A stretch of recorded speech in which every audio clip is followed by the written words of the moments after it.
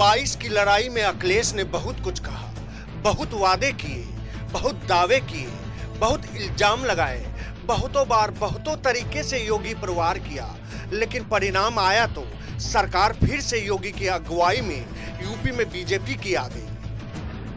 अब फिर से उत्तर प्रदेश के मुख्यमंत्री योगी आदित्यनाथ ही होंगे। योगी की कमान में ही अगले 5 साल तक यूपी में नीति का निर्धारण होगा।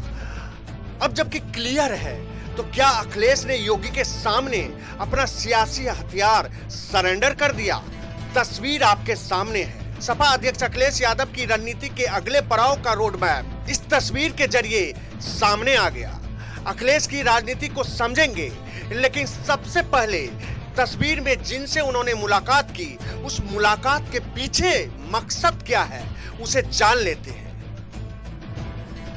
यूपी के पूर्व मुख्यमंत्री और सपा प्रमुख अखिलेश यादव ने लोकसभा की सदस्यता से इस्तीफा दे दिया। लोकसभा स्पीकर ओम बिरला से मुलाकात कर उन्होंने अपना इस्तीफा सौंपा। अखिलेश के साथ सपा नेता और पूर्व मंत्री आजम खान ने भी लोकसभा की सदस्यता छोड़ दी। दोनों नेताओं ने हाल ही में संपन्न हुए विधानसभा चुनाव में हिस्सा लिया था। अखिलेश यादव मैनपुरी के करहल सीट से चुनाव जीते थे, जबकि आजम खान रामपुर से विधायक बने थे। हालांकि विधानसभा चुनाव के नतीजे घोषित होने के बाद से ही ये चर्चा चल रही थी कि अखिलेश विधायकी छोड़ेंगे या लोकसभा की सदस्यता से इस्तीफा देंगे। माना जा रहा था कि वो करहल सीट से विधायकी छोड़ सकते हैं, लेकिन उन्होंने सारी अटकलों को गलत साबित कर दिया।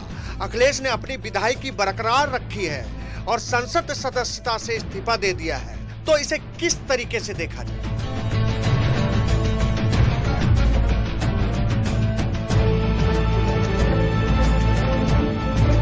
अब इस तस्वीर को भी देखिए। ये तस्वीर पुरानी है, लेकिन 2022 की ही है। अभी अभी विधानसभा चुनाव हुआ, जब ममता बनर्जी यूपी आई और अखिलेश का प्रचार किया। प्रधानमंत्री नरेंद्र मोदी के संसदीय क्षेत्र वाराणसी में ममता का यह प्रचार अखिलेश के पक्ष में 2022 के लिए रहा, लेकिन उसका कनेक्शन 2024 से हो गया। क्या इसी कनेक्शन के तहत अखिलेश ने यूपी में अब डेरा जमाने का प्लान बना लिया है? क्या ममता बनर्जी ने जिस तरीके से अखिलेश को अपना भाई का दर्जा दिया, क्या उसी ममता ने अखिलेश को यूपी में विधानसभा चुनने का रास्ता दिखाया?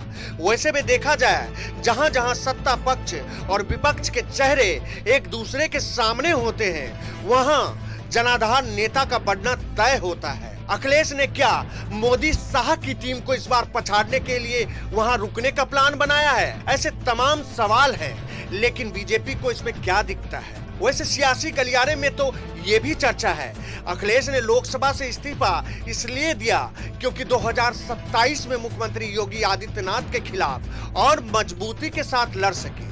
लेकिन 2027 से पहले 2024 है, जब लोकसभा चुनाव होंगे।